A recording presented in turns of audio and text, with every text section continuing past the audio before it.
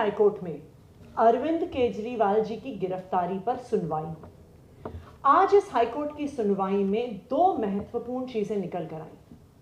सबसे पहली बात, जब अरविंद केजरीवाल जी के वकीलों ने इस बात को कोर्ट के सामने रखा कि ये गिरफ्तारी गैर कानूनी है, ये गिरफ्तारी गैर लोकतांत्रिक है, ये गिरफ्तारी पॉलिटिकली मोटिवेटेड है, इस गिरफ्तारी के पीछे कोई प्रमाण नहीं है, ईडी के पास कोई भी जवाब नहीं था।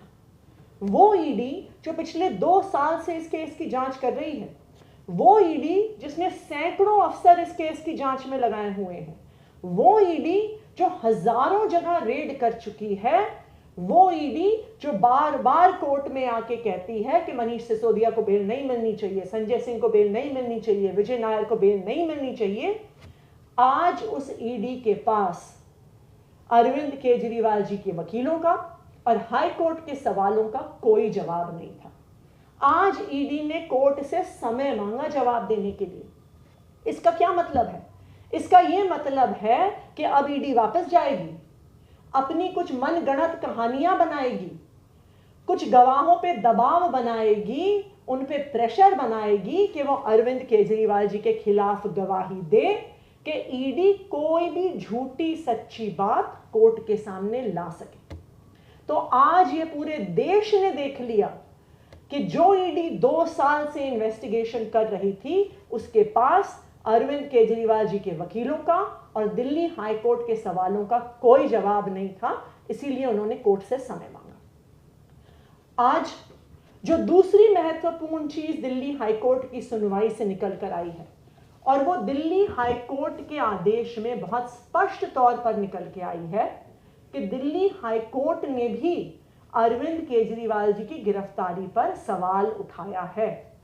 हाई कोर्ट ने अपने ऑर्डर में पैरा नंबर 15 में यह स्पष्ट तौर पर लिखा है कि the court is further of the opinion that the present petition raises several issues of legality and validity regarding the arrest and remand of the petitioner, Mr. Arvind Kejriwal. Additionally, we question whether the arrest may be politically motivated and malafide. Court आगे बढ़ के ये भी कहता है कि there are serious and critical questions before this court, and this court, being a constitutional court, must apply its mind to the motive behind the arrest, which is patently illegal and has a direct bearing on the democratic process of impending elections in the country. तो आज court ने भी इस बात का संज्ञान लिया है कि जो अरेस्ट ईडी ने किया है, उस अरेस्ट की लोकतांत्रिक प्रक्रिया पर क्या असर पड़ रहा है, उस पर सवाल है। जो अरेस्ट ईडी ने किया है उसकी लीगैलिटी पे सवाल है, जो अरेस्ट ईडी ने किया है उसकी पॉलिटिकल मोटिवेशंस पर सवाल है। ये बात आज हाई कोर्ट ने अपने आदेश में कही है और इस बात का हाई कोर्ट ने संज्ञान लिया है। हमें खुशी है इस बात की कि इस देश के न्यायालय ने, दिल्ली हाई कोर्ट ने जिस प्रकार से अरविंद केजरीवाल जी को गैर कानूनी तरीके से गिरफ्तार किया गया है, भारतीय जनता पार्टी के पॉलिटिकल हथियार ईडी के द्वारा गिरफ्तार किया गया है, आज उस गिरफ्तारी पर दिल्ली हाई कोर्ट ने भी सवाल उठाए।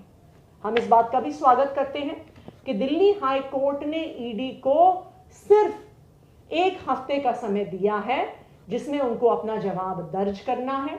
2 तारीख तक उन्हें अपना जवाब दर्ज करना होगा और हाई कोर्ट ने कहा है कि वो 3 तारीख को अरविंद केजरीवाल जी की गिरफ्तारी पर अपना फैसला सुनाएगा और ईडी को 2 तारीख के बाद समय नहीं मिलेगा।